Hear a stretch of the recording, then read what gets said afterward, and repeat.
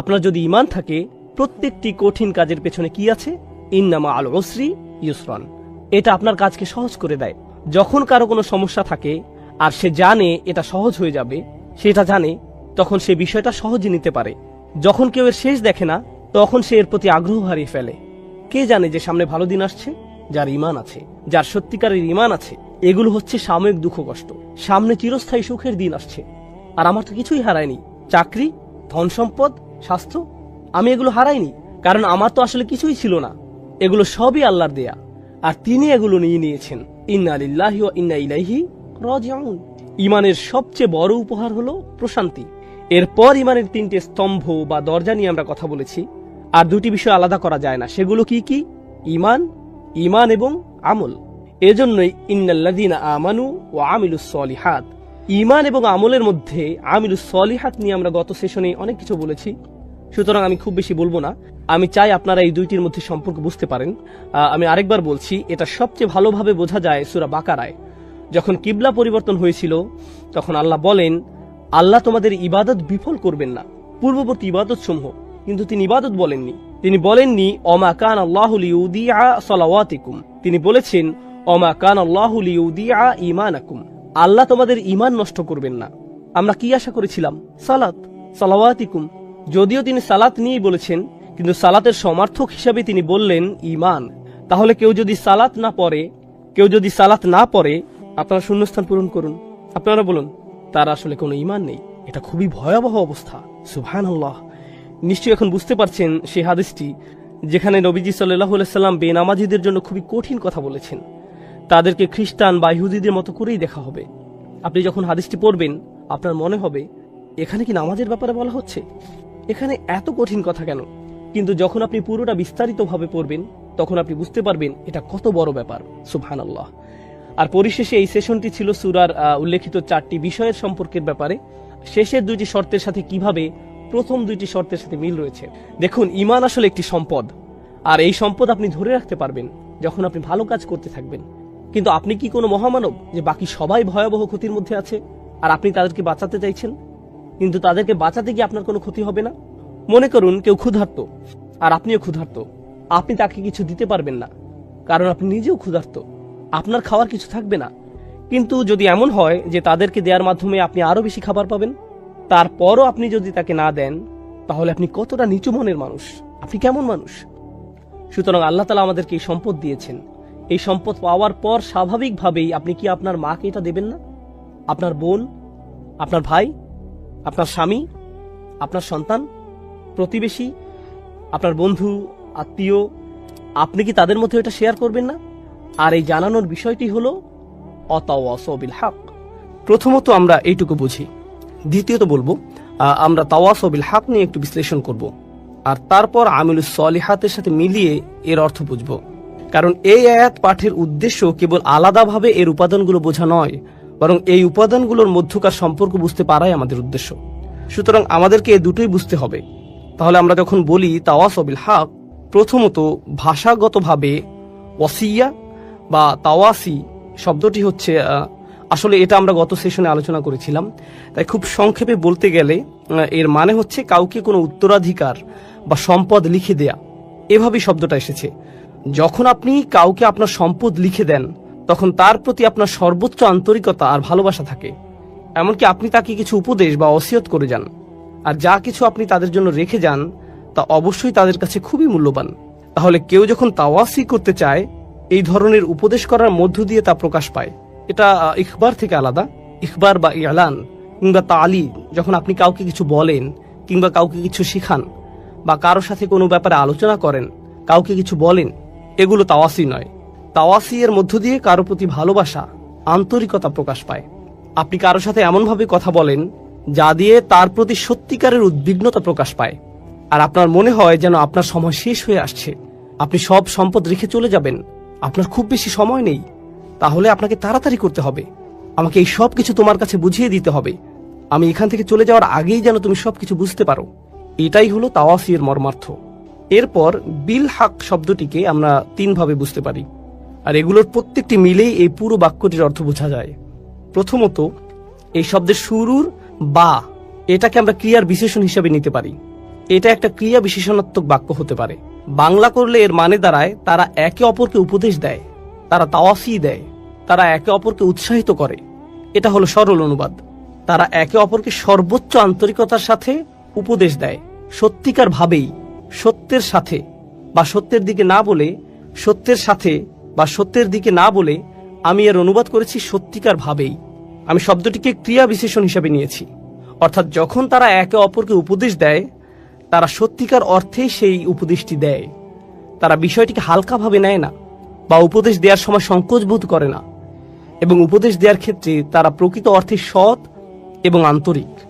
অনেক সময় এমন হয়, যখন আপনি কাউকে উপদেশ দিতে যান, তাকে সত্যিটা পুরোপুরিভাবে বলার আগে আপনি দুইবার ভাবেন, কারণ আপনি তখন ভাবেন কি জানি সেটা শুনে আবার কি ভাববে। আপনি সত্যিটা জানানোর প্রতি পুরোপুরি সৎ নন। কিন্তু এখানে আমরা দেখছি যে যেহেতু এটা ক্রিয়া বিশেষণাত্মক বাক্য, বিলহাক শব্দটি হালও হতে পারে। আমরা এখানে দেখতে পাচ্ছি যেভাবে আপনি এই উপদেশটি দিবেন তা হবে পুরোপুরি সত্যিকার ও আন্তরিক। এতে আন্তরিকতা থাকবে, এতে পুরোপুরি সততা থাকবে। এটা হলো প্রথম বিষয়। বাংলা ভাবার্থ করলে বিলহাকের আরও একটি অর্থ হতে পারে সত্যের সাথে। আর এখানে আমরা বেশ কয়েকজন সাহাবীর তাফসির দেখতে পাই যারা বলেছেন সত্য বলতে এখানে, যেমন কাতাদা বলেছেন সত্য বলতে এখানে কোরআন বোঝানো হয়েছে, বা সত্য বলতে এখানে তাওহীদ বোঝানো হয়েছে, বা ওয়াহি বোঝানো হয়েছে, কিংবা রাসূল সাল্লাল্লাহু আলাইহি সাল্লামের উত্তরাধিকারকে বোঝানো হয়েছে। এ থেকে আমরা যা বুঝতে পারি তা হলো, যখন আপনি কাউকে কোনো উপদেশ দিবেন, আপনি তাকে কোরআনের মাধ্যমে উপদেশ দিবেন। অর্থাৎ যখন আপনারা একে অপরকে উপদেশ দিবেন, আপনি কিসের দ্বারা উপদেশ দিবেন? একটি আয়াতের মাধ্যমে। আপনি রাসূল সাল্লাল্লাহু আলাইহি সাল্লামের হাদিস দিয়ে উপদেশ দিবেন। এই অবস্থায় থাকলে তিনি কি করতেন? এই অবস্থার ব্যাপারে তিনি কি বলেছেন? আল্লাহ এই ব্যাপারে কি বলেছেন? কেউ হয়তো জীবনের আশা হারিয়ে ফেলেছে, আপনি কিভাবে তাকে তাওয়াসি বিল হক দিবেন? আপনি বলবেন, ইয়া আখি ইয়া ইবাদিয়াল্লাযীনা আসরাফু আলা আনফুসিহিম লা তাকনাতু মির রাহমাতিল্লাহ। তুমি কি জানো না আল্লাহ বলেছেন, হে আমার বান্দাগণ যারা নিজের উপর বাড়াবাড়ি করেছো, আল্লাহর রহমত থেকে নিরাশ হয়ো না। আপনি তাওয়াসি বিল হক করলেন সত্যের মাধ্যমে। আপনি উৎসাহ দিলেন, উপদেশ দিলেন সত্যের মাধ্যমে, সত্যের দ্বারা। এর আরেকটা অর্থ হচ্ছে সত্যের দ্বারা, কোরআনের মাধ্যমে উপদেশ দেওয়ার মাধ্যমে। এভাবেই আমরা একে অপরকে উপদেশ দিব। তৃতীয় অর্থটি হচ্ছে সত্যের প্রতি। তাহলে আমরা পেলাম সত্যিকার ভাবে, আমরা পেলাম সত্যের মাধ্যমে, আর শেষে পাচ্ছি সত্যের প্রতি। অর্থাৎ এ থেকে আমরা বুঝতে পারি এমন একজন মানুষ যে তার উদ্যম হারিয়ে ফেলেছে, সে তার শক্তি হারিয়ে ফেলেছে, তারপরও আল্লাহর উদ্দেশ্যে সে তার কাজ চালিয়ে যাচ্ছে। সূরা এখানে এই অংশটি আসার মাহাত্ম্য হচ্ছে, এই মানুষেরা ইতোমধ্যে ঈমান এনেছে এবং তারা ভালো কাজ করেছে, কিন্তু তাদের উদ্যম শেষ হয়ে আসছে। সুতরাং আপনাকে তাকে মনে করিয়ে দিতে হবে, দেখো তোমাকে এই সত্যের মুখোমুখি হতে হবে, আমাদের সবাইকে আল্লাহর সামনে দাঁড়াতে হবে। এই চূড়ান্ত সত্যটা ভুলে যেও না। আপনাদের একে অপরকে উপদেশ দিতে হবে, একে অপরকে স্মরণ করিয়ে দিতে হবে যে আমাদের উদ্দেশ্যটি কি ছিল।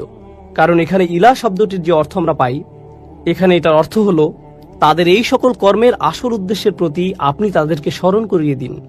তাহলে আমরা তাওয়াসি বিল হক এই আয়াতের বা এর মাহাত্ম্য জানলাম।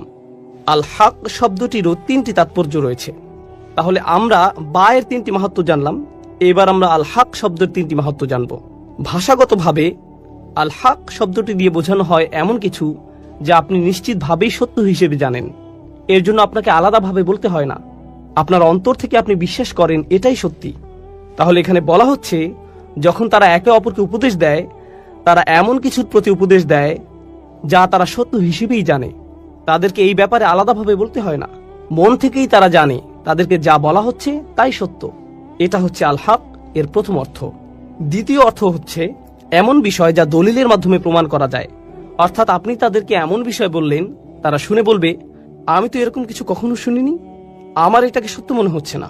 হতে পারে তারা এটা শুনে সত্য মনে করবে, আবার এমনও হতে পারে তারা বলবে, আমি নিশ্চিত নই, আমি এরকম কথা কখনো শুনিনি। তখন আপনি তাদেরকে কি বলবেন? দলিল। হক এর আরেকটি অর্থ হচ্ছে এমন বিষয় যা দলিলের মাধ্যমে প্রমাণ করা যায়, আর এই বিষয়গুলো একটি অপরটির সাথে সম্পর্কযুক্ত। তাহলে আপনি কেমন দলিল উপস্থাপন করবেন? যাতে সত্য মিথ্যার পার্থক্য করা যায়, কোরআনের মাধ্যমে।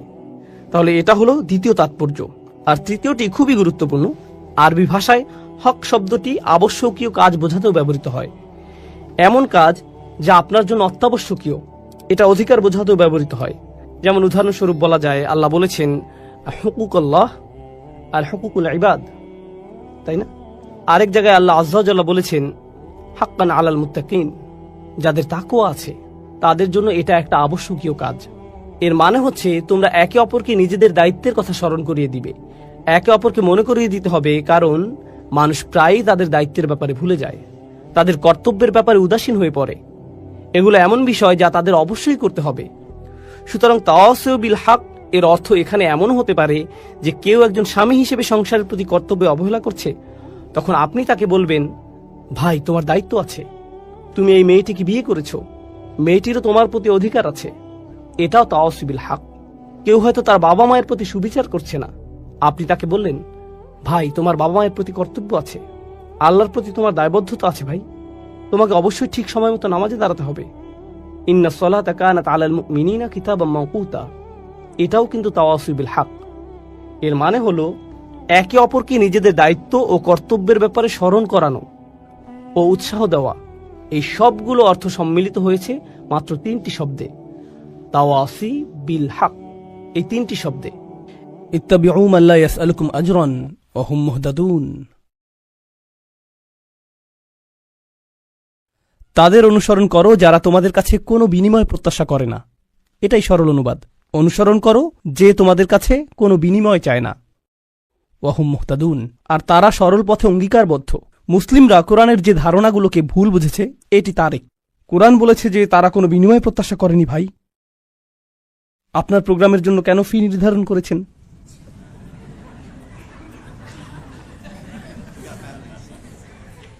না না, এটা জানার বিষয়।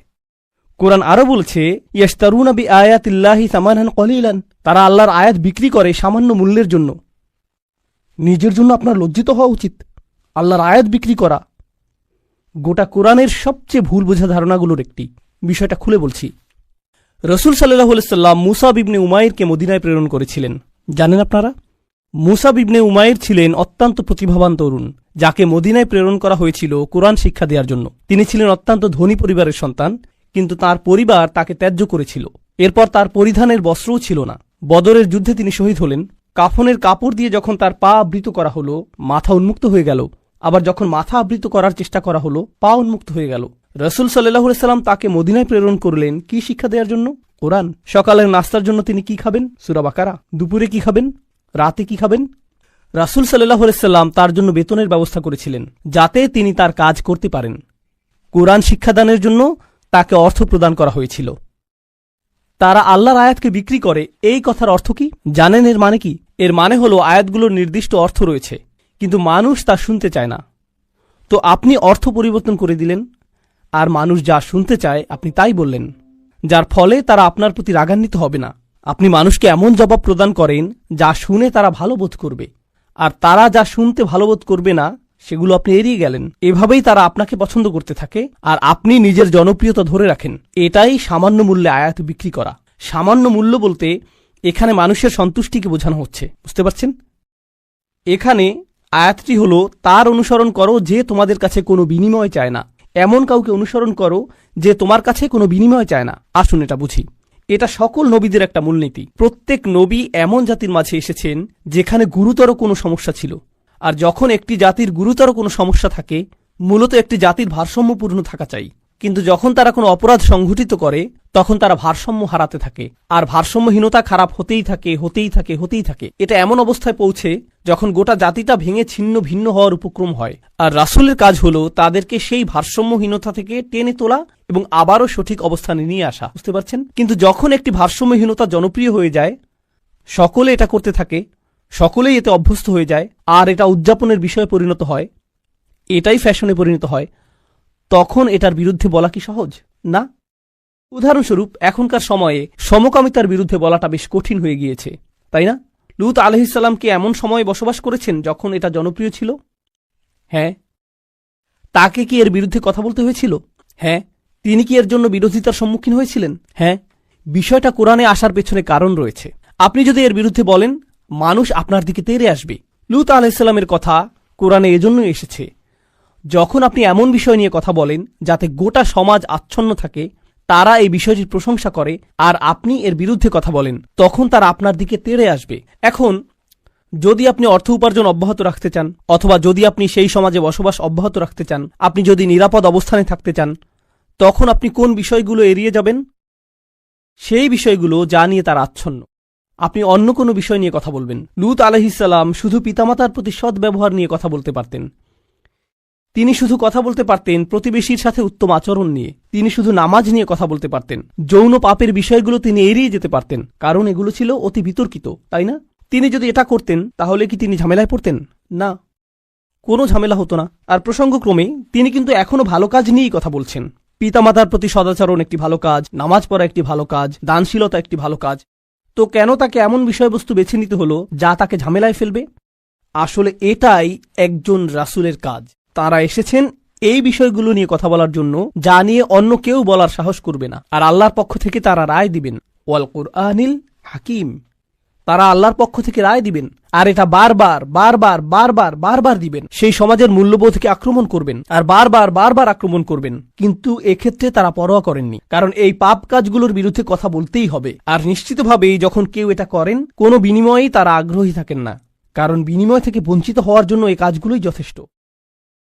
মাল্লা ইয়াসআলুকুম আজরন, তাদেরকে অনুসরণ করো যাদের কোনো স্বার্থ নেই, কারণ এটা জনপ্রিয় হওয়ার পথ না, এটা ধ্বংসপ্রাপ্ত হওয়ার পথ। অহুম মুহতাদুন, তারা তাদের ব্যক্তিগত জীবনে সুপথ প্রাপ্ত, সৎ পথের প্রতি অঙ্গীকারবদ্ধ। এখন বিষয়টি বুঝুন, সৎ পথের প্রতি অঙ্গীকারবদ্ধ। রাসূলগণ ছিলেন বক্তা, কিন্তু বক্তা আর কারা আছেন? আপনারা কি সমাজের অন্য বক্তাদের কথা বলতে পারেন? স্কলাররা? ইসলামী পরিবেশের বাইরের কথা বলছি। রাজনীতিবিদরা হলেন বক্তা, তাই না? ঠিক আছে, তো রাসূলগণ আপনাকে রীতিনীতি নিয়ে বলেন, সমাজ পরিবর্তন নিয়ে বলেন, তাই না? রাজনীতিবিদরাও কি কখনো কখনো সমাজ পরিবর্তন নিয়ে কথা বলেন? অবশ্যই। কিন্তু যখন রাজনীতিবিদরা সমাজ পরিবর্তনের কথা বলে, আমরা দেশের উন্নতি করতে চাই, আমরা জাতির উন্নতি করতে চাই, আমরা এটাকে শক্তিশালী করতে চাই, ইত্যাদি ইত্যাদি ইত্যাদি, তারপর আপনি যখন তাদের ব্যক্তিগত জীবন পর্যবেক্ষণ করেন, আপনি কি পান? আপনি পান দুর্নীতি। তো তাদের কথাগুলো অনেক উঁচু মানের, কিন্তু তাদের চরিত্র অনেক নিচু। আর প্রসঙ্গক্রমে আপনি দেখেন যে তারা উঁচু মানের জিনিসগুলো নিয়ে কথা বলে এজন্য যে তারা ক্ষমতা চায়, তারা মন্ত্রী হতে চায়, তারা বিনিময় চায়, তারা কোনো কিছুর প্রতি লালায়িত। যখন নবীরা কথা বলেন, তারা কি চান? তারা শুধু চান ন্যায় বিচার, তারা শুধু চান সত্য, আপনার কাছ থেকে কোনো বিনিময় চান না। আর উপরন্তু আপনি যদি নবীদের ব্যক্তিগত জীবনের দিকে লক্ষ্য করেন, তারা সর্বদাই সঠিক পথের প্রতি অঙ্গীকারবদ্ধ ছিলেন। ওয়াহুম মুহতাদুন, তো বাণীটি নিখুঁত এবং বাণীবাহকও নির্ভেজাল। এই ধারণাটি কি আগেও শেখানো হয়েছিল? হ্যাঁ, ইন্নাকা লামিনাল মুরসালিন আলা সিরাতিম মুস্তাকিম। আরেকবার পুনরালোচনা, কোরআন এরকমটাই করে, আয়াতগুলো পরস্পর সম্পর্কযুক্ত। এখন পরের আয়াতে অমালি, অর্থাৎ আমার কি সমস্যা হয়েছে, সেই মানুষটি এখনো কথা বলছেন, সেই রজুল, সেই আদর্শ ব্যক্তি, আল্লাহর ইচ্ছায় যার নাম আমরা কোনো একদিন জান্নাতে জানতে পারব। তিনি বলেছেন, আমার কি সমস্যা হয়েছে? লা আবুদুল্লাযী ফাতারানি, আমি কি সেই সত্তার উপাসনা করব না যিনি অস্তিত্বহীন অবস্থা থেকে আমাকে গড়েছেন? ওয়া ইলাইহি তুরজাউন, আর তোমাদের সকলকে তারই কাছে ফিরিয়ে নেওয়া হবে। এখন মালি, In Arabic we say وَمَالِي لَا أَفْعَلْ التي شأنها أن يوردها المتكلم في رد على من أنكر عليه فعلا। ইবনে আশুর এটা উল্লেখ করেছেন যে যখন কেউ বলে আমার কি সমস্যা হয়েছে যে আমি এটা অথবা সেটা অথবা অন্য কিছু করব, এর অর্থ হলো কেউ তাকে বলেছে যে এই তোমার কি সমস্যা হয়েছে, তুমি কেন ধর্ম ত্যাগ করেছো, আর সে তার দিকে ফিরে এর জবাব দিচ্ছে। তো প্রকৃতপক্ষে উক্তিটি যদিও লিপিবদ্ধ হয়নি, কিন্তু তার বক্তব্যের ধরন দেখে আমরা বুঝতে পারছি এই তোমার কি সমস্যা হয়েছে, কেন তুমি এই মিথ্যা ধর্মের পক্ষে কথা বলছো। আর তিনি তার দিকে ফিরে বলছেন আমার এমন কি হয়েছে যে আমি তার উপাসনা করব না যিনি আমাকে সৃষ্টি করেছেন, আর তোমাদের সকলকেও তার কাছে ফিরিয়ে নেওয়া হবে। এটা উপলব্ধি করো যে তোমাদেরকেও ফিরিয়ে নেওয়া হবে। বাক্যটি শুরু হয়েছে আমার কি সমস্যা হয়েছে এটা দিয়ে, শুরু হয়েছে তাকে দিয়ে, আর বাক্যটি শেষ হয়েছে তোমাদের সকলকে তার কাছে ফিরিয়ে নেওয়া হবে। তো তিনি কাকে দিয়ে শুরু করেছেন? নিজেকে দিয়ে। আপনি যদি মানুষের সাথে একাত্ম হয়ে গিয়ে এই বাণী তাদের কাছে প্রচার করতে চান, আপনাকে নিজের সম্পর্কে অনেক কিছু স্বীকার করতে হবে। মানুষকে আপনার এটা বলার সক্ষমতা থাকতে হবে যে তোমরা সমস্যার সম্মুখীন হবে।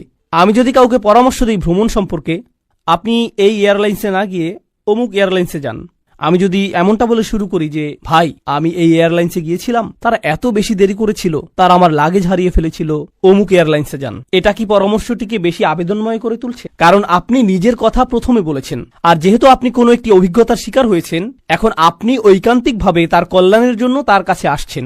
কিন্তু যদি আপনি তার কাছে গিয়ে বলেন, হে তুমি এই এয়ারলাইন্সে যাচ্ছ, তুমি একটা স্টুপিড, এটা কি এমন ব্যবহার যার ফলে মানুষ রাজি হবে? না, বরং এটা অপমানজনক। তিনি নিজের সম্পর্কে বলছেন, কারণ তিনি চান না যে তারা তাকে ঘৃণা করুক। তিনি ঘৃণার উদ্রেককারী কোনো কথা বলতে চান না, তিনি একপাশে কোনো কথা বলতে চান না, তিনি শুধু তার নিজের সম্পর্কে কথা বলতে চান। দেখো আমার দিক থেকে এটা হবে বড় ধরনের অপরাধ, দেখো আমার দিক থেকে এটা হবে বড় ধরনের অপরাধ যদি আমি তাকে উপেক্ষা করি যিনি আমাকে সৃষ্টি করেছেন। তোমরা সকলেও তার কাছে ফিরে যাচ্ছ। এটা কথা বলার খুবই ভালোবাসাপূর্ণ উপায়, যেটা তিনি ইতিমধ্যে শুরু করেছেন ইয়া কওমি বলার মাধ্যমে। এজন্যই তিনি তার জাতির প্রতি ভালোবাসার টানে ছুটে এসেছিলেন। তো তিনি বললেন, ওমা লিয়া লা আ'বুদুল্লাযী ফাতারানী ওয়া ইলাইহি তুরজাউন আত্তাখিযু মিন দুনিহি আলিহা, আমার কি তাকে ছাড়া অন্য কাউকে উপাস্য মানা উচিত? ইউরিদনির রহমানু বিদুররিন, যদি আর রহমান বা অবিশ্বাস্য রকম দয়ালু সত্তা সিদ্ধান্ত নেন যে কোনো ক্ষতি নেমে আসবে, লা তুগনি আন্নি শাফাআতুহুম শাইআ, অন্য সকল মিথ্যা উপাস্য মিলে আমাকে মুক্ত করতে সক্ষম হবে না। তাদের সকলের মিনতি, তাদের সকলের মধ্যস্থতা, তাদের এই অনুরোধ যে হে আল্লাহ তাকে ছেড়ে দিন, সে আমার উপাসনা করত, এগুলোর কোনোটাই কাজে আসবে না। লা ইউনকিযুন, তারা আমাকে রক্ষা করতে পারবে না। যদি আল্লাহ আমার প্রতি অসন্তুষ্ট হন, এই সব প্রতিমা আমাকে পরিত্রাণ দিতে পারবে না, এই সব পৌরাণিক উপাস্যগুলো আমাকে রক্ষা করতে পারবে না। কেন আমি অন্য কারো কাছে যাব? জানেন তিনি এখানে কি করছেন? তিনি তাদের ধর্মের সমালোচনা করেছেন, তাই না? কারণ তারা অন্য উপাস্যে বিশ্বাস করে। কিন্তু এভাবে না বলে যে তোমাদের কি সমস্যা, কেন তোমরা এই সকল উপাস্যে বিশ্বাস করছো, তারা তোমাদের রক্ষা করতে পারবে না, এর পরিবর্তে তিনি বললেন, কিভাবে আমি এই সকল উপাস্যে বিশ্বাস করতে পারি? তারা আমাকে সাহায্য করতে পারবে না। কাকে? আমাকে। আমি শুধু আমার নিজেকে নিয়ে চিন্তিত। আত্তাখিযু মিন দুনিহি আলিহা ইন ইউরিদনির রহমান, যদি আর রহমান আমার উপর কোনো ক্ষতি নামানোর সিদ্ধান্ত নেন। প্রথমত তিনি আমি সর্বনামটি ব্যবহার করেছেন, কারণ এখন তিনি তাদের মূর্তিগুলো নিয়ে কথা বলবেন। আপনি অন্য মানুষের ধর্ম নিয়ে কথা বলতে পারেন যতক্ষণ এটা আপনার সাথে প্রাসঙ্গিক হয়। কেন এটা আপনার কাছে যুক্তিসঙ্গত মনে হয় না? তাদের সম্পর্কে না, বরং আপনার সম্পর্কে। এই জিনিসটা আমার কাছে যুক্তিসঙ্গত মনে হয় না, এই জিনিসটা আমার সাথে যায় না, এটা আমি আমার নিজের জন্য সঙ্গতিপূর্ণ মনে করি না। কেন আপনি এভাবে কথা বলবেন? কারণ আপনি এটাকে আত্ম অহংকারের প্রতিযোগিতায় পরিণত করতে চান না। এখানে দ্বিতীয় বিষয়টি হল আর রহমান, যদি আর রহমান অকল্যাণ দেওয়ার সিদ্ধান্ত নেন, তারা আমাকে রক্ষা করতে পারবে না। দাঁড়ান, আর রহমান শব্দটির অর্থ কি? যিনি অকল্যাণ দেন। এর অর্থ কি? আর রহমান অর্থ যিনি দয়ালু, যিনি যত্ন করেন, যিনি ভালোবাসা প্রদর্শন করেন। তো কেন তিনি বলছেন যে আর রহমান যদি কোনো অকল্যাণ করতে চান? আর রহমান শব্দটি এবং ক্ষতি শব্দটি একে অপরের সাথে যায় না, তাই না? তারা একসাথে যায় না। জানেন তিনি তাদেরকে কি বলেছেন? তোমরা আর রহমানকে নিয়ে এর আগে উপহাস করেছ। তোমরা বলেছ মা আনজালার রহমান মিন শাই, আর রহমান কোনো কিছু প্রেরণ করেননি। তারা ইতিমধ্যেই এই নামটি ব্যবহার করেছে। তার নাম অবিশ্বাস্য রকম ক্ষমাশীল এবং অত্যাধিক ক্ষমাশীল, কিন্তু এর অর্থ এই নয় যে তার অকল্যাণ সাধন করার ক্ষমতা নেই। আপনি তার নাম থেকে সুযোগ নিতে পারবেন না, আর ভাবতে পারবেন না যে কোনো কিছুই হবে না। আরে ভাই, আল্লাহ মহান, কোনো সমস্যা হবে না। কিছু মানুষ আল্লাহর সাথে আপোষ মীমাংসা করতে চায়। আমি আল্লাহর জন্য এত কিছু করি, আমি যদি সামান্য কয়েকটি বিষয় কখনোই না করি, এতে কোনোই সমস্যা নেই। আল্লাহর এটা বোঝা উচিত। আসলেই তার বোঝা উচিত। এমনভাবে কথা বলছেন যে তিনি এটা বুঝেন না। আপনি কি আল্লাহ সম্পর্কে এভাবে কথা বলার অবস্থানে রয়েছেন? হ্যাঁ, কারণ তিনি আর রহমান। ওকে, তাহলে দেখা যাবে এজন্যই আপনি কোরআনের সবচেয়ে কঠোর আয়াতগুলোর মধ্যে আর রহমান শব্দটি পাবেন, যাতে আপনি এই বিষয়টি বুঝে নিতে পারেন যে অবিশ্বাস্য রকম ক্ষমাশীল হওয়ার গুণটি তাকে ন্যায় বিচার থেকে বিরত রাখবে না এবং তার কর্তৃত্বকেও খর্ব করে না। আর প্রসঙ্গক্রমে এই আয়াতে তিনি আসলেই আর রহমান। কেন জানেন? কারণ আল্লাহর একজন বান্দা, প্রত্যেক মানুষই আল্লাহর বান্দা, সে স্বীকার করুক আর নাই করুক। যখন আল্লাহর একজন বান্দা পাপের উৎসে পরিণত হয়, তখন সে হয় এই পৃথিবীতে ক্যান্সারের মতো, যে পাপ কাজ ছড়াতে থাকে। আর তখন আল্লাহ অন্য সকল সৃষ্টির প্রতি রহমা প্রদর্শন করেন তাকে সরিয়ে ফেলার মাধ্যমে। এটাও আর রহমান নামের অন্তর্ভুক্ত। কখনো তার দয়া প্রদর্শিত হয় অন্য সকল সৃষ্টির প্রতি, যখন তিনি তাদেরকে রক্ষা করেন আপনার কাছ থেকে। ইন ইউরিদনির রহমানু বিদুররিন লা তুগনি আন্নি শাফাআতুহুম শাইআ। সুবহানাল্লাহ। এখন আমরা তার বক্তব্যের প্রায় শেষে রয়েছি। ইন্নী ইযাল্লা ফী যালালিম মুবিন। যদি এমনটাই হয়, যদি আমি আল্লাহ ছাড়া অন্য কারো উপাসনা করি, যদি আমি অন্য উপাস্য গ্রহণ করি, তাহলে আমি সুস্পষ্ট বিভ্রান্তিতে পড়ে যাব, আমি সম্পূর্ণরূপে বিভ্রান্ত হয়ে যাব। তিনি বিভ্রান্ত নন, তিনি বলছেন তোমরা সবাই বিভ্রান্ত, কিন্তু তিনি তাদেরকে আঘাত করতে চাইছেন না। তাই তিনি বলছেন আমি অত্যন্ত বিভ্রান্তিতে পড়ে যাব যদি আমি এমনটা করি। ইন্নী আমানতু বিরাব্বিকুম, আমি ঈমান এনেছি তোমাদের প্রভুর প্রতি, তোমাদের প্রতিপালকের প্রতি। তিনি বলেননি যে আমি ঈমান এনেছি আমার প্রভুর প্রতি, আমার প্রভুর প্রতি। তিনি বলেছেন আমি ঈমান এনেছি তোমাদের প্রভুর প্রতি। তিনি আমি থেকে তুমিতে পরিবর্তন করলেন। আমি আপনাদেরকে একটা সমীকরণ দিচ্ছি, আমি যোগ তুমি সমান সমান আমরা, আমি যোগ তুমি সমান কি আমরা। তো তিনি শুরু করেছেন আমি দিয়ে, তিনি যাচ্ছেন তুমিতে, কারণ তিনি এর দ্বারা কি বোঝাচ্ছেন আমরা পৃথক নই। আমি চাই আমরা সবাই যেন সুখী হই, আমি চাই আমরা সবাই যেন আল্লাহর কাছে পরিত্রাণ পাই। এটা আমি বনাম তোমরা নয়, এটা আমি এবং তোমরা। দাওয়াতি কাজ মানে প্রতিপক্ষ নয়, এর অর্থ বিতর্ক নয়, এর অর্থ যুক্তিতর্ক নয়। আমরা এটাকে এগুলোতে পরিণত করেছি। আমি একটি দাওয়াতি প্রোগ্রাম করতে চাই যেখানে আমি খ্রিস্টানদের সাথে বিতর্ক করব। আপনার কোথাও ভুল হচ্ছে, এটা এভাবে কাজ করে না। এর জন্য একটা নির্ধারিত অবস্থান রয়েছে, তবে এটাকে দাওয়াতি কাজ বলে না, এটাকে বলে জিদাল। এর জন্য কোরআনের ভিন্ন শব্দ রয়েছে, আর সেটা হলো সর্বশেষ পন্থা। আমরা শুরুতেই এটা করব না, কখনোই করব না। তো এখন তিনি বলছেন ইন্নী আমানতু বিরাব্বিকুম, আমি তোমাদের সকলের প্রভুর প্রতি ঈমান এনেছি, তোমাদের সকলের প্রভুর প্রতি ঈমান এনেছি। ফাসমাউন, আমার কথা শোনো, আমার কথা শোনো। তিনজন রাসূল কথা বলেছেন, আর তিনি বলছেন আমার কথা শোনো, আমি যা বলছি তা শুধু শোনো। কখনো কখনো আমি শিক্ষক হিসাবে এই বিষয়টা খেয়াল করি। আমি আরবি শেখাই অথবা চেষ্টা করি। ধরুন ছাত্ররা সামনে বসে শিখছে, আর তখন একজন সহকারী আসলো, শিক্ষকের সহকারী একজন আসলো, আর ছাত্রদের কাঁধে হাত রেখে বলল মনোযোগ দিয়ে পড়ো। আমি কিন্তু মনোযোগ দিতে বলিনি, একজন সহকারী এসে বলল মনোযোগ দিয়ে পড়ো। এর কি কোনো প্রভাব রয়েছে? হ্যাঁ। এর কি ভিন্ন ধরনের প্রভাব রয়েছে? হ্যাঁ। যখন আরেকজন ছাত্র আপনার কাছে এসে বলে ভাই পড়াশোনা করো, শিক্ষক বলেন যে পরীক্ষার জন্য পড়াশোনা করো। হ্যাঁ অবশ্যই আমি পরীক্ষার জন্য পড়াশোনা করব। তারপর আপনি রাত 8টার সময় বাস্কেটবল খেলা দেখছেন, আর আপনার বন্ধু এসে বলল আরে ভাই চলো পড়াশোনা করি। এটার কি ভিন্ন প্রভাব থাকবে? অবশ্যই থাকবে। এই সাহাবী এটা বুঝতে পেরেছিলেন, রাসূলদের এই সঙ্গীটি তা বুঝতে পেরেছিলেন। তার কাছে রয়েছে স্বতন্ত্র স্থান, সূর্যের আছে নিজস্ব স্থান, চাঁদেরও রয়েছে নিজস্ব স্থান। এটা প্রতিযোগিতা নয়। আমার কথা শুনো, এটা এতটাই ভালোবাসাপূর্ণ চমৎকার বক্তব্য। আর আমি এখানে বলতে চাই যে তার বক্তব্যটি এখানে 3 জন রাসূলের থেকেও বেশি কাজ করেছিল। এই আয়াতগুলোতে তার বক্তব্যের বেশি প্রভাব রয়েছে 3 জন রাসূলের তুলনায়। এটা কেন? এটা আমাদেরকে শিখানোর জন্য যে আল্লাহ যাকে চান তাকেই বিজয় প্রদান করেন, আল্লাহ তাকেই কবুল করবেন যার প্রতি তিনি রাজি হবেন।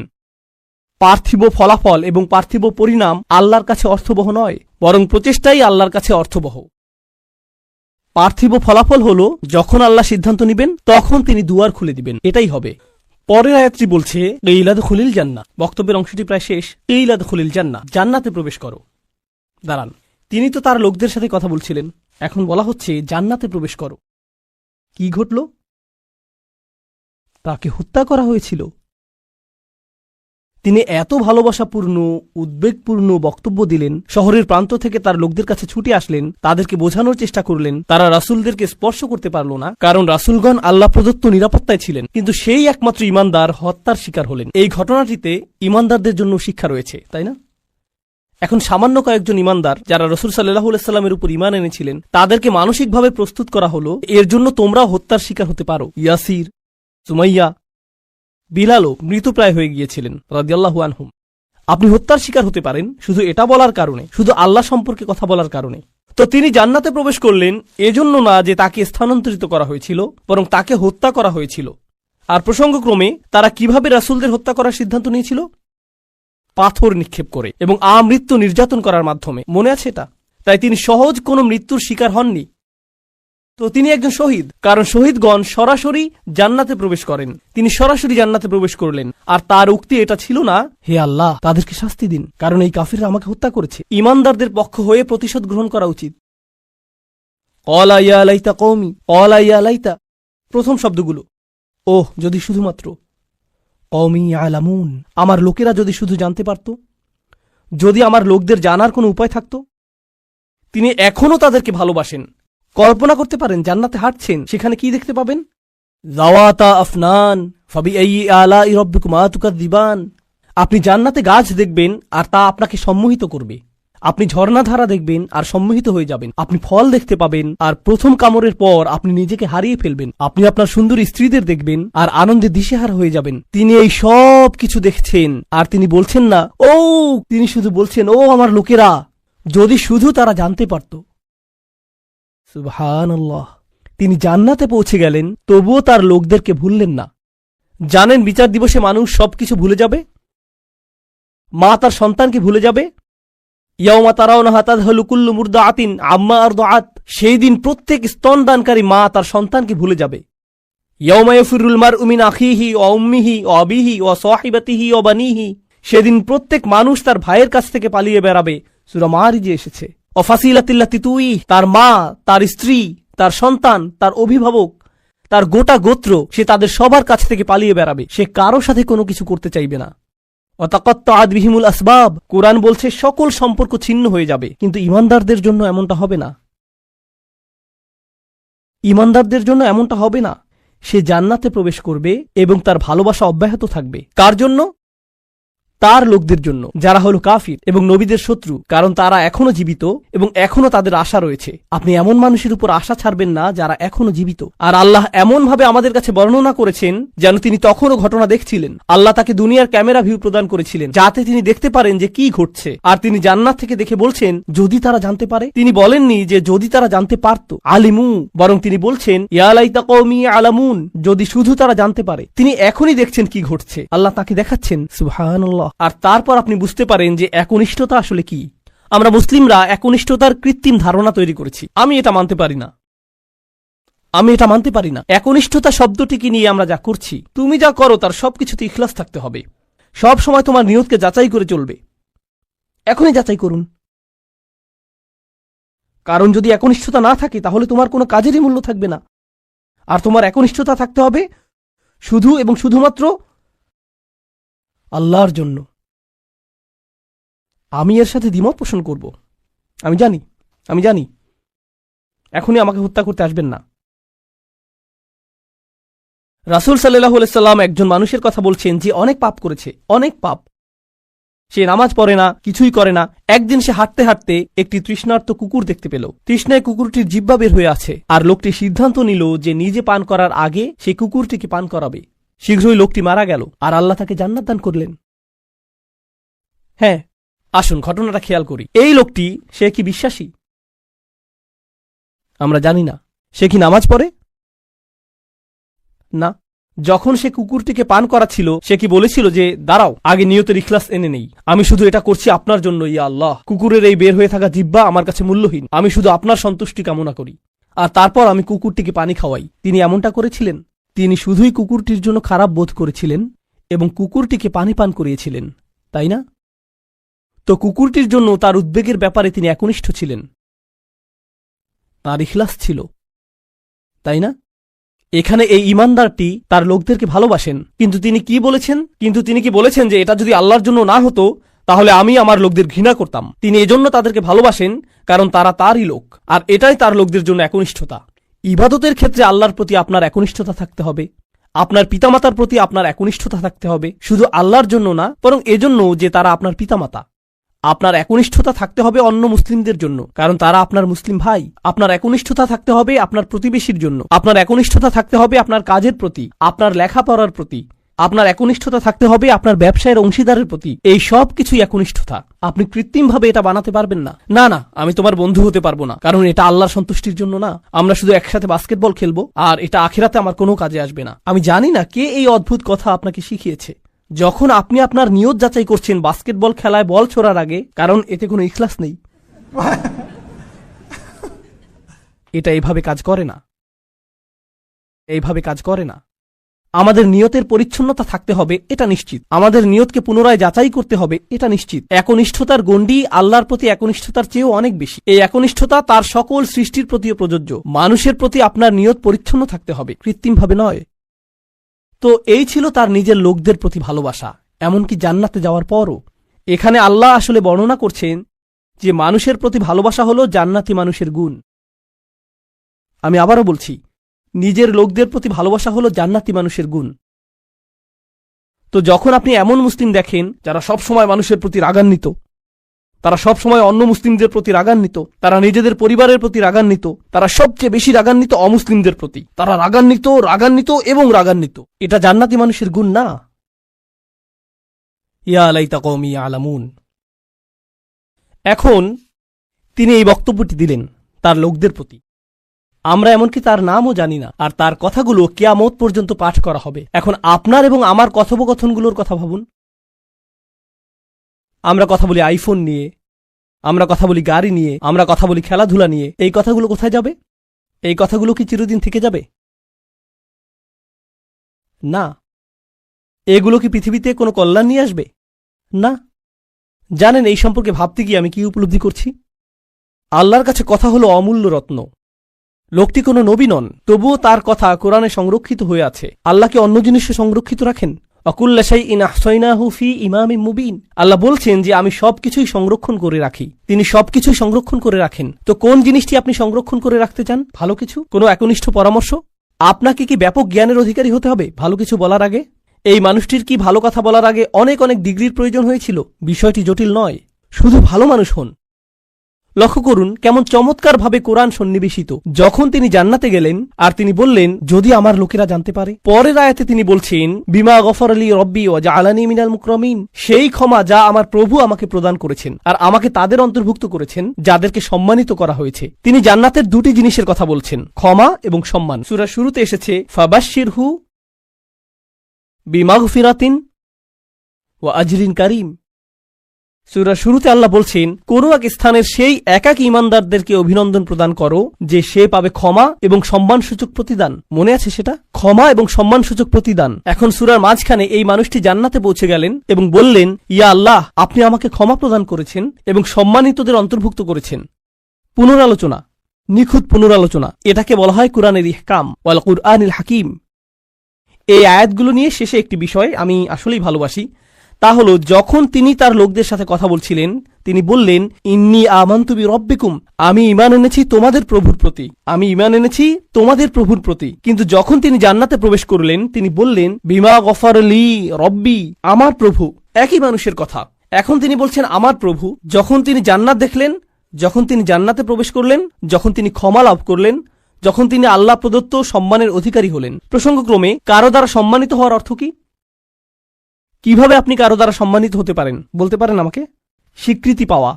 হ্যাঁ, কারো স্বীকৃতি পাওয়া। কেউ আপনাকে অভিবাদন জানালো, কেউ আপনার সাথে কর্মর্দন করতে আসলেন, এটা দ্বারা তিনি আপনাকে সম্মানিত করলেন, তাই না? আমি এখনই বলে দিচ্ছি সামনের আয়াতগুলোতে এটা আসবে। সেখানে আল্লাহ বলছেন সালামুন কওলাম মির রব্বির রহিম, এই সূরাতেই। আরো পরে আল্লাহ বলছেন তিনি তোমাদেরকে বলবেন সালাম। তো শুরুতে তিনি বলছেন আমি তোমাদেরকে প্রদান করব সম্মানিত প্রতিদান, সম্মানিত প্রতিদান, সম্মানিত প্রতিদান। সেই সম্মানিত প্রতিদানটি কি? কতটা সম্মানিত এটা হতে পারে? আমি কি একটা মেডেল পাবো? কোনো সার্টিফিকেট দেয়া হবে পরীক্ষায় পাশ করার পর যেমনটা দেয়া হয়? কি সার্টিফিকেট আপনি পাবেন? আপনি পাবেন সালাম, আল্লাহর পক্ষ থেকে। এটাই আপনি পাবেন। তো যখন তিনি তা পেলেন তিনি ভুলে গেলেন যে এই প্রভু অন্য কারো প্রভু, তিনি শুধু তারই প্রভু। আমার প্রভু আমাকে ক্ষমা প্রদান করেছেন, আমার প্রভু আমাকে সম্মানিতদের অন্তর্ভুক্ত করেছেন, তিনি আমার প্রভু এবং শুধুই আমার প্রভু। সুবহানাল্লাহ। একজন ঈমানদারের কি চমৎকার চিত্র এটা। এখন এটা ঘটেছে জান্নাতে, কিন্তু মূল ঘটনাটা চলমান থাকার কথা কোথায়? এই পৃথিবীতে। কি ঘটেছিল এখানে? এখন আল্লাহ যা করবেন তা অত্যন্ত কঠোর। মনোযোগ দিয়ে শুনুন, কারণ এটা মুসলিমদের আরেকটা ভুল ধারণা। এ কারণে এই সূরাটি আমি বেছে নিয়েছি। যখনই আমি কোনো সূরা বেছে নেই আমি উপলব্ধি করি যে আল্লাহ আমাদের সমসাময়িক এত এত সমস্যার জবাব দিয়েছেন, এটা অবিশ্বাস্য।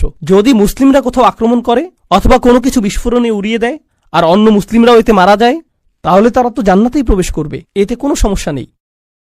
আমি এই যুক্তি শুনেছি। এই পরিস্থিতির শিকার হয়ে যদি মুসলিমরা অথবা নিরীহ মানুষ মারা পড়ে, আল্লাহ তো জানেনি, তিনি তাদেরকে জান্নাতে পাঠিয়ে দিবেন। তাই এখানে কোনো ক্ষতি হয়নি, কারণ জান্নাত দুনিয়ার চেয়ে উত্তম। আমি জানি না যে আপনি এই ধরনের বিকারগ্রস্ত কথা শুনেছেন কিনা, কিন্তু আমি এটা অনেকবার শুনেছি। এখন আমি আপনাদেরকে এই বিষয়ে কিছু কথা বলবো। আল্লাহ কি এই মানুষটিকে জান্নাত প্রদান করেছেন? হ্যাঁ, কিন্তু আল্লাহ তাকে জান্নাত প্রদান করার অর্থ এটা না যে আল্লাহ সেই লোকদের প্রতি রাগান্বিত নন যারা তাকে হত্যা করেছিল। ঘটনাটির ধারাবাহিকতা পৃথিবীতে চলতে লাগলো। যখন তিনি জান্নাতে মনোরম সময় উপভোগ করছিলেন, আল্লাহ তার হত্যার প্রতিশোধ গ্রহণ করেছেন। অমা আনজালনা আলা কওমিহি মিন বাদিহি মিন জুনদিন মিনাস সামাই অমা কুন্না মুনজিলিন। আমরা আকাশ থেকে কোনো সেনাবাহিনী প্রেরণ করব না এই লোকদের জন্য। এই নগণ্য কুরাইশরা তারা মনে করেছে যে অনেক বড় কিছু হয়ে গিয়েছে। এই পৃথিবীতে তারা তুচ্ছ, গুরুত্বহীন। অর্থনীতিতে, রাজনীতিতে, জ্ঞানে, বিজ্ঞানে এই লোকদের ধ্বংস করার জন্য বিশেষ কোনো প্রস্তুতির প্রয়োজন নেই। আকাশ থেকে আমার কোনো সেনাবাহিনী প্রেরণের প্রয়োজন নেই। সেনাবাহিনীর কথা উল্লেখ করার কারণ হলো, যখন আপনি কুরাইশদেরকে সতর্কবাণী প্রদান করেন যে আমি তোমাদেরকে সতর্ক করছি, তারা বলবে কোন সেনাবাহিনী? আর যখন রসুলগণ তাদেরকে সতর্ক করলেন, তারা বলছে তোমাদের সাথে কোনো সেনাবাহিনী রয়েছে। এই হুমকি কোথা থেকে আসছে? শুধু তোমরা আর নগণ্য কিছু ইমানদার? আর আল্লাহ বলছেন তাদেরকে ফেরেশতার সেনাবাহিনী প্রদর্শন করার আমার প্রয়োজন নেই। তারা বলবে ওকে, যদি ফেরেশতা দিয়ে তৈরি সেনাবাহিনী থাকে তোমার কাছে, যারা তোমার কাছে ওহী নিয়ে আসে, যদি সেই ফেরেশতা গোটা আকাশ জুড়ে থাকে, ওয়ালাকাদ রাআহু বিল উফুকিল মুবিন, তিনি জিবরিল আলাইহিস সালামকে গোটা আকাশ জুড়ে থাকার অবস্থায় দেখেছেন, তাহলে কেন তুমি জিবরিলকে কিছু ক্ষমতা প্রদর্শন করতে বলছো না যাতে আমাদেরকে ধ্বংস করে দিতে পারে? হ্যাঁ, আর আল্লাহ বলছেন আমি তোমাদেরকে এর জবাব দিয়ে সম্মানিত করব না। তোমাদের মতো নগণ্য জীবকে ধ্বংস করার জন্য আমার ফেরেশতার প্রয়োজন নেই, তোমরা তারও যোগ্য না। আল্লাহ কি আগের জাতিগুলোকে ধ্বংস করার জন্য ফেরেশতা পাঠিয়েছিলেন? হ্যাঁ, তিনি পাঠিয়েছিলেন। আল্লাহ বলছেন কুরাইশরা এমনকি এরও যোগ্য না। এ কাজে ফেরেশতাদের সময় নষ্ট করার মতো যোগ্য কুরাইশরা না যে আল্লাহ কাউকে ডেকে বলবেন হেই যাও এদেরকে ধ্বংস করো। না না না, সময় নষ্ট করো না। ইন কানাত ইল্লা সাইহাতান ওয়াহিদাতান, এটা একটা বিকট বিস্ফোরক শব্দ ছাড়া আর কিছুই ছিল না। প্রচন্ড একটা শব্দ। আপনারা জানেন বিস্ফোরণ আসলেই প্রকাণ্ড শব্দ তৈরি করে। এটা ছিল শুধু সেই রকম একটা বিস্ফোরক। এটা ছিল সেই রকম একটা বিস্ফোরক শব্দ। ফাইদা হুম খামিদুন, আর তাদেরকে নিভিয়ে দেয়া হলো। তারা সম্পূর্ণরূপে নিভে গেল। সয়হা হলো তীব্র কোনো শব্দ। আর এই আয়াতটিতে চমৎকার সাহিত্যিক বৈপরীত্য ফুটে উঠেছে।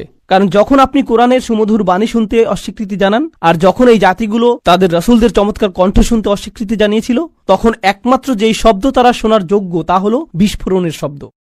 আর তারপর আল্লাহ বলছেন ফাইদা হুম খামিদুন, এটা অসাধারণ একটা শব্দ। হুমুদ এবং হুমুদ দুইটি শব্দ রয়েছে আরবিতে। শীতকালে যখন রাতে আগুন জ্বালান আর এভাবে নিভান, এটাকে বলা হয় হুমুদ। আর আপনি যদি তা নিভান আর লালচে হলুদ বা কমলা রঙের সামান্য পরিমাণ কয়লা জ্বলন্ত থেকে যায়, তাকে বলা হয় হুমুদ। কিন্তু যখন আপনি একবারে তা নিভে ফেলেন, এটা সম্পূর্ণ নিভে যায়, একেবারে নিভে যায়, এমনকি সামান্য কয়লাও জ্বলন্ত থাকে না, এটা সম্পূর্ণ নিভে গেছে, এটাকে বলা হয় এমন আগুন যা হল খামিদাহ। খামিদাহ ফাইদা হুম খামিদুন, তারা সম্পূর্ণ নিশ্চিহ্ন হয়ে গেল। এমন একজনও থাকবে না যে মৃত্যুর পূর্বে মাটিতে গড়াগড়ি দিতে থাকবে। তারা নিঃশেষ হয়ে যাবে, সবাই একসাথে, যেভাবে একটি আগুন নিভানো হয়। আর প্রসঙ্গক্রমে তাদের মৃত্যুকে আগুন নিভানোর সাথে তুলনা করার মাধ্যমে তাদেরকে তুলনা করা হয়েছে আগুনের সাথে। আর আপনি যদি তাদেরকে আগুনের সাথে তুলনা করেন, তাহলে এর অর্থ হল তারা বিপজ্জনক। আপনি যদি আগুনকে জ্বলতে দেন, আগুন কি হবে? ছড়িয়ে পড়বে। তাই অন্য সকল জাতির প্রতি রহমা এবং করুণাস্বরূপ আল্লাহ সিদ্ধান্ত নিলেন যে এই ক্যান্সার, এই আগুনকে নিভিয়ে ফেলতে হবে। ফাইদা হুম খামিদুন, আর এটা ছিল একজন ইমানদারকে হত্যার পরিণাম। তো এখন দ্বিতীয় এই অনুচ্ছেদটির উপসংহারে এসেছে ইয়া হাসরাতান আলাল ইবাদ মা ইয়াতিকুম মির রাসূলিন ইল্লা কানু বিহি ইস্তাহজিউন। মানুষের জন্য বিষয়টা কতটা পরিতাপের। আল্লাহ নিজে এটাকে পরিতাপের বিষয় হিসেবে বিবেচনা করছেন। তিনি সেই জাতিকে নিশ্চিহ্ন করে দিয়ে বলেননি যে দেখেছো আমি কি করতে পারি, বরং তিনি বলছেন সেটা একটা পরিতাপের বিষয়। আরবিতে হাসরা বলতে বোঝায় It means هي شدة الندم والتألم والتحسر والحزن على ما مضى. এর দ্বারা আসলেই গভীর দুঃখ প্রকাশ বোঝায়। অতীতে ঘটে যাওয়া সবকিছুর জন্য আল্লাহ নিজে এটাকে পরিতাপের বিষয় বলেছেন। কেন তারা উপদেশ গ্রহণ করল না? আলাল ইবাদ, বান্দাদের জন্য কি সাংঘাতিক পরিতাপের বিষয়। তিনি তাদেরকে বান্দা বলছেন। কেন তিনি বান্দা বললেন? কেন তিনি বললেন না যে ইয়া হাসরাতান আলাল কুফার, কি পরিতাপের বিষয় কুফারদের জন্য, অবিশ্বাসীদের জন্য। তিনি তাদেরকে বান্দা বললেন। জানেন কেন? কারণ মানব সত্তার গভীরে প্রত্যেক মানুষের সম্ভাবনা রয়েছে আল্লাহর বান্দা হওয়ার। এটা কতটা পরিতাপের বিষয়! এটা তোমার ভিতরেই ছিল, এটা অতিরিক্ত কোনো বিষয় নয় যা তোমাকে বাইরে থেকে আনতে হবে। আমি ইতিমধ্যেই তা তোমার ফিতরাতের মধ্যে দিয়ে দিয়েছি। কেন তুমি এটাকে চালু করলে না? তুমি নিজেই অন বাটন চাপতে পারতে। মা ইয়াতিহিম মির রাসূলিন, এমন কোন রাসূল তাদের কাছে আসেনি। ইল্লা কানু বিহি ইস্তাহজিউন, তারা শুধুই যা করেছে তা হলো তাদেরকে উপহাস। যখনই একজন রাসূল এসেছেন তারা তাকে নিয়ে উপহাস করেছে। এখন এই আয়াতে আল্লাহ বলেননি যে তারা রাসূলদের হত্যা করেছে অথবা তারা রাসূলদের হুমকি দিয়েছে। তিনি বলেছেন যে তারা রাসূলদের নিয়ে উপহাস করেছে। কিন্তু এর আগে আপনারা শিখেছেন তারা বলেছিল যে তারা রাসূলদের হুমকি দিবে, তারা তাদেরকে অভিশাপ হিসেবে গণ্য করবে। মনে আছে সেটা? কিন্তু এখানে যখন পরিতাপের বিষয়টি আসলো, তিনি বলছেন যে এই আযাবের সম্ভাবনার সূচনা হয়েছে তাদেরকে উপহাস থেকে। যখন একটি জাতি রাসূলদের নিয়ে উপহাস করা শুরু করে তখন থেকে তাদের ধ্বংসের সময় গণনার জন্য ঘড়ির কাঁটা চালু হয়ে যায়। তাদের ধ্বংসের প্রথম ধাপ হলো মূলত কার্টুনে যেরকম ডিনামাইট বোমার ছবি আঁকা থাকে, যেখানে বুঝতে পার, যখন তারা রাসূলদের নিয়ে উপহাস করে এটা শুরু হয়ে যায়। এটাই এখানে বলা হয়েছে, রাসূলদের নিয়ে উপহাস করবেন না, কারণ এর অর্থ আপনি নিশ্চিহ্ন হওয়ার জন্য রাস্তা ধরেছেন। এখন যখন আল্লাহ বলছেন কত রাসূল এসেছে কিন্তু তারা ঈমান আনেনি, তারা শুধু উপহাস করেছে। আপনি সূরাটির শুরুতে শিখেছেন ওয়াসাওয়াউন আলাইহিম আনযারতাহুম আম লাম তুনদিরহুম লা ইউমিনুন। ধারণাটি পুনরায় জোরদার হচ্ছে। কি পরিতাপের বিষয়! এত এত রাসূল এসেছেন কিন্তু মানুষ উপদেশ শুনে না। আলাম ইয়ারাউ কাম আহলাকনা ক্বাবলাহুম মিনাল কুরুন, তারা কি দেখেনি তাদের পূর্বে কত শহর আমরা ধ্বংস করে দিয়েছি, কত জাতি ইতিমধ্যে ধ্বংসপ্রাপ্ত হয়েছে? তারা কি তা দেখে না? তিনি কাকে উদ্দেশ্য করে বলছেন? তিনি রাসূল সাল্লাল্লাহু আলাইহি ওয়াসাল্লামের সময়ের লোকদের উদ্দেশ্য করে বলছেন এবং বলছেন যে কেন তারা ইতিহাস পর্যবেক্ষণ করে না, কেন তারা দেখে না যে যা রয়েছে তাদের পেছনে। তারা কি দেখেনি? না, তারা দেখেনি, কারণ তাদের পেছনে একটি দেয়াল রয়েছে। তিনি বলেছেন আন্নাহুম ইলাইহিম লা ইয়ারজিউন, তারা তাদের কাছে ফিরে আসবে না। কিছু তাফসীরকারক এই আয়াতটিকে চমৎকারভাবে বিশ্লেষণ করেছেন। চমৎকার একটা বিশ্লেষণ এটা। তারা বলে যে তারা তাদের কাছে ফিরে আসবে না। অর্থ হলো সেই জাতিগুলো যেগুলো ধ্বংস হয়েছে, যেহেতু তারা সম্পূর্ণ নিশ্চিহ্ন হয়ে গিয়েছে আর কেউ রক্ষা পায়নি, তাদের কারোরই সন্তান অথবা বংশ টিকে থাকেনি, তো তোমাদের কেউ বলতে পারবে না যে তোমরা ফেরাউনের বংশধর অথবা লুতের জাতির বংশধর অথবা সালেহ বা শুআইবের জাতির বংশধর, যেহেতু সেই জাতিগুলো সম্পূর্ণ নিশ্চিহ্ন হয়ে গিয়েছিল। তোমরা তাদের কারো কাছে ফিরে যাও না। আপনারা জানেন মানুষ বলে থাকে যে আমার রক্ত রাসূল সাল্লাল্লাহু আলাইহি ওয়াসাল্লামের বংশে ফিরে যায়। এর অর্থ এই না যে তারা তাদের কাছে ফিরে আসবে না, বরং তোমরা তাদের কাছে ফিরে যাও না, কারণ তাদের ভবিষ্যৎ প্রজন্ম এবং বংশ সম্পূর্ণরূপে নিশ্চিহ্ন হয়ে গিয়েছিল। আন্নাহুম ইলাইহিম লা ইয়ারজিউন। তো তোমরা যখন মনে করো যে তোমাদের ভবিষ্যৎ রয়েছে, তোমরা এত আত্মবিশ্বাসী কেন যে আসলেই তোমাদের ভবিষ্যৎ রয়েছে? আর প্রসঙ্গক্রমে যেহেতু তাদের নামও সম্পূর্ণ মুছে গেছে, হয়তো সেজন্যই আল্লাহ শহরটির নাম উল্লেখ করেননি। এজন্য যদি তিনি তার নাম উল্লেখ করতেনও কেউ তা চিনতেও পারত না, কারণ এর কোনো অস্তিত্ব এখন নেই। একটা নির্ধারিত সময়ে আল্লাহ তাদেরকে ইতিহাস থেকে মুছে দিয়েছেন। তাদের প্রত্যেক অনুসারী, গোটা জাতিটি বিলুপ্ত হয়ে গিয়েছিল, তাই তাদের নাম উল্লেখ করা অপ্রয়োজনীয়। এখন আল্লাহ বলছেন তারা বিলুপ্ত হয়ে গিয়েছে, যার অর্থ ইতিহাসে তারা বিস্মৃত হয়ে গিয়েছে। তারপর তিনি কুরাইশদের সম্পর্কে বলেছেন যে তোমরা নগণ্য একটা জাত, কিন্তু পরের আয়াতে তিনি এই সব কিছুকে একসাথে সংযুক্ত করেছেন। সম্পূর্ণ এই অনুচ্ছেদটি শেষে তিনি বলছেন ওয়া ইন কুল্লুল লাম্মা জামিউল লাদাইনা মুহদারুন, তারা তাদের কাছে ফিরে আসবে না। আর যখন তোমরা মারা যাবে নিজেদের সন্তানদের কাছেও তোমরা ফিরে আসবে না। তোমাদের প্রত্যেকেই, আমি বলে রাখছি যে তোমাদের সকলকে এবং অন্য সকল প্রজন্মের, অন্য সকল জাতির কাফেররা যারা তোমাদের মতো, তাদের সকলকে একত্রিত করা হবে। তবে তাদেরকে একত্রিত করা হবে আমারই সামনে হিসাব প্রদান করার জন্য। ওয়া ইন কুল্লুল লাম্মা জামিউল লাদাইনা মুহদারুন, এটা আসলে আগের আয়াতের সম্পূর্ণ বিপরীত। কিভাবে? শুধু এটুকু অনুধাবন করুন, এরপর আমরা বিরতি নেব। আগের আয়াতে আল্লাহ বলছেন যে তারা আর ফিরে আসবে না, একবার যখন চলে যাবে তারা চলেই যাবে। এই আয়াতে তিনি বলছেন আসলে তারা ফিরে আসবে না তোমাদের কাছে, কিন্তু তারা ফিরে আসবে আমার কাছে। আর যখন তারা আসবে, তারা এবং বিভিন্ন জাতি থেকে তোমাদের সকল দূরবর্তী আত্মীয়রা, কারণ তোমরা ফেরাউনের অনুসারীদের আত্মীয়, তোমরা লুতের জাতির লোকদেরও আত্মীয়, এবং প্রজন্ম থেকে আসা তোমরা সকল কাফেররা, আমি তোমাদের সকলকে একত্রিত করব আর তারপর তোমাদের সকলকে আমার সামনে হাজির করা হবে।